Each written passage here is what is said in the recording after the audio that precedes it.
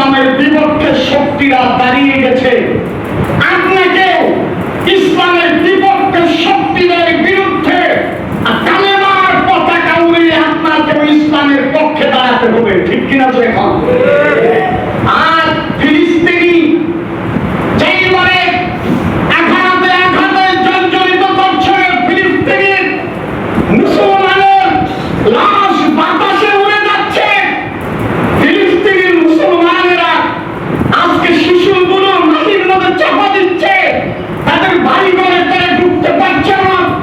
আজকে জুমার নামাজের খুতবায় বক্তব্যে একটি কথাই বলতে চাই, আমরা সৌদি আরব সহ আরব এলাকায় যে সমস্ত দেশ আছে তাদেরকে ধিক্কার জানাই। এই সমস্ত দেশগুলো যদি ইচ্ছে করে মুহূর্তের মধ্যে ইসরায়েলকে ধ্বংস করে দিতে পারে। আজকে ওই সৌদি আরব, ওই আরব এলাকার ওই সমস্ত রাজারা তাদের শাসন বজায় রাখার জন্য তাদের আরাম আয়েশ নষ্ট হয়ে যাবে এই চিন্তা করে তারা আরাম আয়েশ করে আনন্দ করছে, আমার ফিলিস্তিনি ভাইদেরকে এইভাবে নির্যাতন করছে। কিয়ামতের ময়দানে আল্লাহর দরবারে সৌদি আরবের বিরুদ্ধে নালিশ করা হবে, ঠিক কিনা? দেখুন, এই আরব দেশের রাজাদের বিচার চাই। গোটা দুনিয়ার মুখে মুসলমানের রক্ত ঝরছে, আরব এলাকায় সেই সমস্ত রাজা বাদশাহ আনন্দ করছে, ফুর্তি করছে। কিয়ামতের ময়দানে আল্লাহর কাছে তাদের সামনে আল্লাহর কাম করে তাদেরকে বিচার দাঁড় করাতে হবে, ঠিক কিনা? দেখুন বন্ধুগণ, আরেকটা ঘোষণা, গত পরশুদিন ভারতের দালালের বাচ্চারা আমার পাকিস্তানের মুসলমান ভাইদেরকে আঘাত করেছে। বিনা অপরাধে মুসলমান শিশু বৃদ্ধদেরকে হত্যা করেছে, কয়েকটা মসজিদ ভেঙে দিয়েছে। বাংলাদেশে যদি কোনো আঘাত এই ভারতের বাচ্চারা করে, বাংলাদেশের 16 কোটি মুসলমান প্রয়োজনে রক্ত দিবে, ভারতকে আমরা উচিত শিক্ষা দিয়ে ছাড়বো, ঠিক কিনা? দেখুন, আর আপনারা দেখেছেন ভারতের সীমান্ত এলাকায় গত কয়েকদিন আগে আমাদের কৃষকদেরকে ধরে নিয়ে গিয়েছিল, নির্যাতন করেছিল।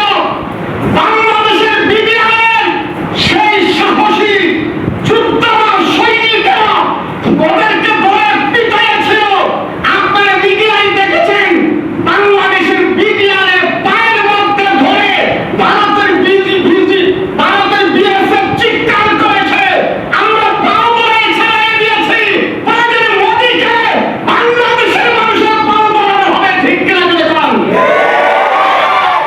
ভারতের অস্ত্র আছে, ভারতের বিমান আছে, আমাদের অস্ত্র কম থাকতে পারে, বিমান কম থাকতে পারে, আমাদের ঈমান আছে, ঠিক কিনা? দেখুন, এই ঈমানি শক্তি দিয়ে 16 কোটি মুসলমান যেদিন দাঁড়িয়ে যাবে, প্রয়োজনে আমরা বেঁচে থাকবো, তাহলে জান্নাত পাওয়ার জন্য আল্লাহর রাস্তায় শহীদ হয়ে যাবো, ঠিক কিনা? দেখুন, আমরা ভারতকে কোনদিন ছাড় দিয়ে কথা বলবো না।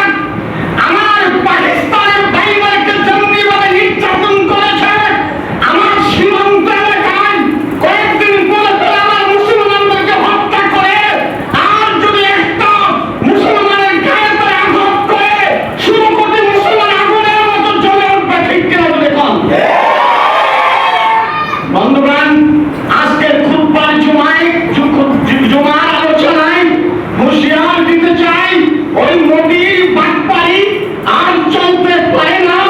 বাংলাদেশের মুসলমান আর কোন মুসলমানের মৃত্যুকে সহ্য করবে না। আল্লাহ কোরআনে বলেছেন, ইন্নাল্লাহ আশতারা মিনাল মুমিনিনা আনফুসাহুম ওয়া আমওয়ালাহুম বিআন্না লাহুমুল জান্নাহ। আল্লাহ বলেছেন, মুমিনের জান এবং মালকে আমি জান্নাতের বিনিময়ে কিনে নিয়েছি।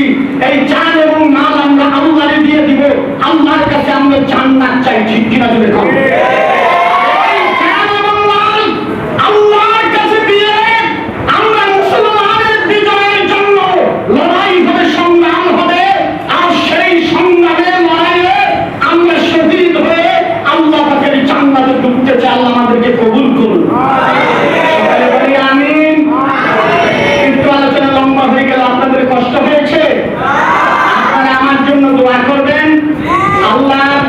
রহমতে আল্লাহ এই বছর অনেকটা আল্লাহ সহজ করে দিয়েছেন ময়দান। অনেক কষ্ট করেছি। আমার নামে মাদকের অভিযোগ দেওয়া হয়েছিল, আমি নাকি মাদকের ব্যবসা করি। জোরে জোরে কোন নাউজুবিল্লাহ। এই সমস্ত নানান কষ্টের পরে আল্লাহ যে দেশ মুক্ত করেছে, আলেমরা আজকে মাথা উঁচু করে আমরা যে কথা বলতে পারছি, আলেমদের মাথা যাতে উঁচু থাকে কিয়ামত পর্যন্ত, আল্লাহ সেই তৌফিক আমাদেরকে দান করুন। সকালে বলি আমিন। আজকের আলোচনা এখানে সমাপ্ত। ভবিষ্যতে আবার যদি দেখা হয় কথা হবে, সেই আশা প্রত্যাশা ব্যক্ত করে মসজিদের সভাপতি সাহেব, মসজিদ কমিটি, এলাকাবাসী সকলকে ধন্যবাদ জানিয়ে আজকের আলোচনা এখানে সমাপ্ত করছি। وآخر دعوانا أن الحمد لله رب العالمين والسلام عليكم ورحمة الله وبركاته.